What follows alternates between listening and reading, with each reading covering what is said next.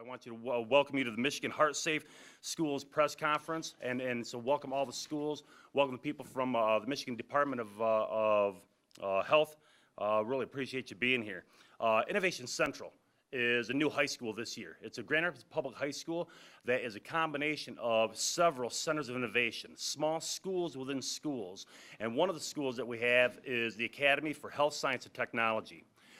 It was housed in this building last year, and then all the other centers came in this year with it, but it is our largest center of innovation. We have over 300 students. Spectrum is our business partner, and Spectrum gives us resources and personnel and opportunities for these students to help propel them and focus them in a career in the medical field. So we're really grateful for the partnership that Spectrum has offered and has been there with us for the last several years, and it is committed to future years. So very thankful for Spectrum. I just wanted to mention that. One of the things that we've done for staff and students, 2/3 of our students are CPR trained. And so that came from some Spectrum funds and some Spectrum people. And that's one of our missions every year is to train the students, especially the 9th graders as they come in. But we also have trained all our staff on the use of the AED that we just received, but also we have several others in the building. So we're really progressive in our health field and our thoughts with our students to really focus them, like I said before, in the area of health and the career for health sciences. At this time, I would like to introduce Mr. James Haveman. He's the director of the Michigan Department of Community Health. Mr. Haveman.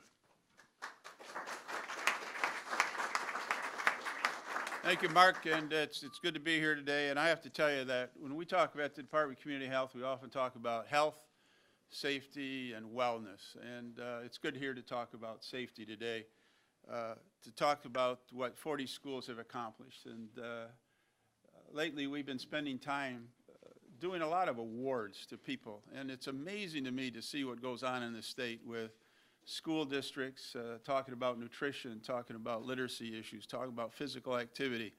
And when I can come and be part of an organizational meeting today where we talk about giving awards to 40 schools that have really stepped up to the plate to really do something about sudden cardiac issues. Each year, over 300 Michigan children and young adults between the ages of 1 to 39 die each year. Between the 10 years between 99 and 2009, there were 3,000 young individuals between 1 and 39 years of age who died of sudden cardiac death. We know that much of this can be prevented, and that's what we're talking about here today. If we give young people the tools, the training, and the education that they need, they can do great things. And also when you can provide the partnerships between the Cardiac Youth Organization, between the Department of Education, between Department of Community Health and the Michigan Heart Association, we can really begin to do things and make a difference. So we really want to recognize this first Michigan Heads Safe Schools and another step forward to do something about that. What we're talking about here today is screening for young athletes, screening for students who might be at risk, and try to identify them. And by July 1 of this year, all schools are required to have a cardiac emergency response in place. We think this is a step forward. There's legislation currently in the Michigan legislature which would require schools eventually to have automatic defibrillators in schools. We think that's a good thing to do. You're beginning to see that happen more across the state. For a school to receive a My Head Start designation, they have to do certain things, and let me just tell you what they are. They have to perform at least one cardiac emergency response drill each year. They have to have a written medical emergency response team in place. They have to have current CPR, automatic external defibrillator certification at least 10% of the staff. They have to have accessibility, properly maintained, inspected defibrillators with signs identifying their location. And they have to ensure pre-participation in sports screening. We think that's important. That means here all the schools today have taken that step forward, and we can proudly tell the staff and the parents and the people engaged that those schools are ready in a case of a cardiac emergency. Together, we can work together, protect the lives of our students. The person I work for, Governor Rick Snyder, often talks about health and wellness and safety, and this is a great step forward to continue that theme. Right now, I'd like to introduce the Deputy Superintendent of Schools in the state. We're proud to have him here today, Kyle Grant. Kyle.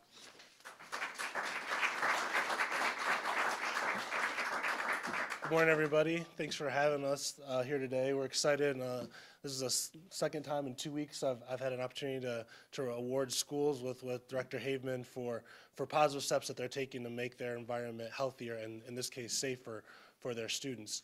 Last week, my daughter's school in the Lansing area unfortunately had a lockdown issue where there was some stuff going on around this school, so they had to go into lockdown. And as a parent and as someone who works in education, you know, there's no greater importance than having your son or daughter be safe at school.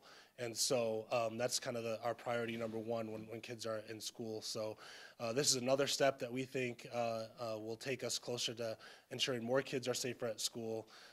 And the MI Heart Award has been a great opportunity for us to recognize those schools that are taking that proactive step to do the training, to do the planning ahead of time, and bringing the resources in the school. And Spectrum, what a great partnership, and American Heart, a great opportunity for schools to get those resources, to get that expertise, to build that capacity in their school to be ready for sudden cardiac emergencies. So thank you on behalf of the state superintendent and our state board of education. Thank you for having us here today, and thank you for the great partnership and the work that you're doing here in your school to ensure that your students are safe, and the other 40 awardees for taking that proactive step to ensure that if for God forbid an emergency happens, that the staff in the building are trained and that there's an opportunity to address that emergency right when it happens.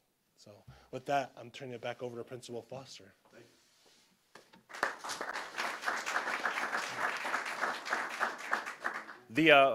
The capstone class for our Academy for Health Science Technology is an EMT class in which students end up going to a 2-hour class in the afternoon where they're trained, they're instructed by a certified paramedic, but also a certified teacher. And what this allows them to do is to take an online certified test, get their certification, get their license, and they can end up leaving our high school their senior year, certified ambulance driver, first responder, an EMT. And so that's our capstone class, and we have a student here today that I'm going to introduce. He's going to end up talking about cardiac preparedness and how he responds, how he's been trained to respond in an emergency. He is our valedictorian for our school this year. He is going to the U of M. He's obviously a great student, but an even better person. It's Diego Garcia. Thank you. Thanks. Part of being a student here at Innovation Central is taking part in other student activities and as well as any other media that goes on around the school. A lot of people don't know this, but one of the leading causes of death among our age group is cardiac arrest. And here at Innovation Central, we've learned to be prepared in order to deal with that kind of situation. And as someone said before, prevention is something that needs to be taken, be addressed immediately. I've learned that in cardiac arrest, it strikes suddenly and it could affect anyone. Therefore, being a student here, we've been prepared to address the situation. We learned to be prepared in order to help anyone that we see here at school or on the streets, because it can happen anywhere. We learned to recognize the problem. We know that we need to contact 911, of course, and we know that we need to act immediately by starting chest compressions or anything else that may be needed. As part of the EMT course that I'm currently enrolled in, we know that it doesn't only take CPR training, it takes a lot of other skills. There's a lot of communication skills in order to be able to just maintain that scene safe. And it's good to be trained. It's good to know what to do, because you don't want to be in that situation where you're there, you have a person that's laying down and possibly at the risk of death, and you don't know what to do. It is okay to use an AED, because an AED does help. However, it's better to know what to do and to be ready for that situation so that you can address the problem and prevent the death of someone, because it's a very serious thing. Thank you. Thank you, Diego. I want to again thank you all for coming to Innovation Central, coming to the press conference today. At this time, we're going to ask for any questions, be directed to any of the people up here, and then after that, we'll have some photos taken of the different schools with the Michigan Heartsafe School designation. So if there are any questions. Yes. Director, could you talk a little bit about the discussions among the three state agencies that led to creating this designation?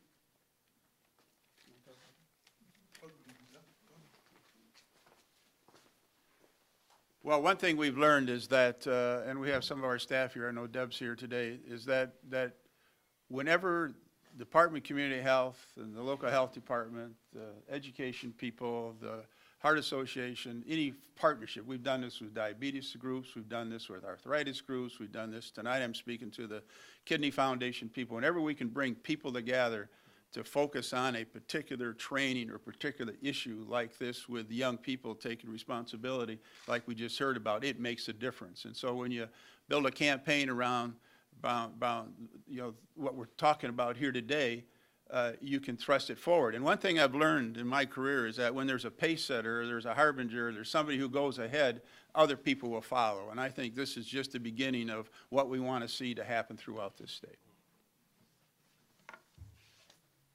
Do you have a sense of statewide how many districts now have the AEDs on site? And it's the majority of them do at this point? Unfortunately, we don't collect that data at the state level. Opportunities like this, draw attention to it, but we do know, we have actually through our state purchasing power, we have an opportunity for schools or businesses to purchase them in bulk because there have been, a demand for those to be placed in more public venues and especially in schools. So I would say that it's increasing, but couldn't give you a percentage of schools that do have them. To Dr. Haveman's point, I mean, we at the Department of Ed, with the partnership that we have, not only on this issue, but on a whole host of school health and safety issues, we wouldn't be able to kind of move the ball forward if we weren't working together. And so to Jim's point, the more we can foster these opportunities to also award and recognize schools and local public health that are doing great things to serve as a model for others, because sometimes there's just, especially in schools, with all the other pressures that they have, they don't know that there's this type of option out here, that there's these resources out there to help them move the ball forward, whether it's around sudden cardiac responses or other health and safety issues in the school. So we're indebted to the Department of Community Health and our partners for helping move that ball forward for schools to give them additional resources to address the health and safety needs of their students.